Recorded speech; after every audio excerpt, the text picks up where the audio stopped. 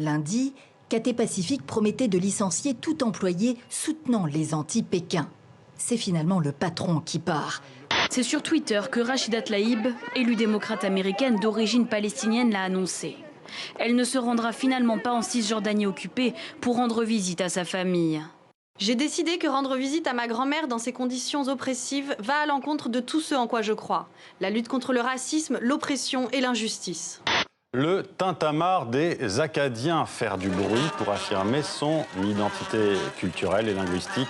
À Dieppe, dans l'est du Canada, on a célébré ce 15 août la fête nationale des Acadiens et l'attachement à la langue française. Les chefs politiques étaient présents et notamment le Premier ministre Justin Trudeau, vous le voyez. En 2016, la jeune femme, alors âgée de 18 ans, donne naissance à un bébé dans des toilettes.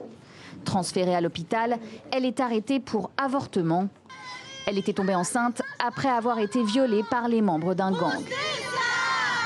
Condamnée il y a 2 ans, elle avait été libérée en février après une décision de la Cour suprême. Pour ce deuxième procès, la justice l'accuse cette fois d'homicide aggravé par négligence.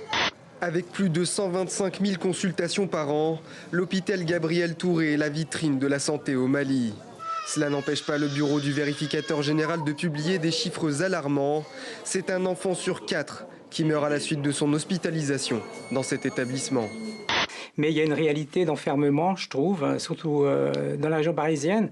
Et c'est difficile d'en sortir. Donc là, en l'occurrence, il y a une sortie un peu malheureuse par l'Algérie parce qu'il y a des rencontres difficiles, quoi. Mais c'est sûr que ça me paraît difficile aujourd'hui de s'en sortir. Ces grandes valeurs, c'était l'utopie d'un monde où l'information serait entièrement partagée, libre, accessible à tous, augmentée par tous aussi, où chacun pourrait apporter sa pierre à l'édifice de façon libre, à travers notamment certains logiciels. Et c'était l'envie aussi d'un monde, et ça c'est quelque chose qui nous a vraiment échappé avec le temps, d'un monde déconcentré.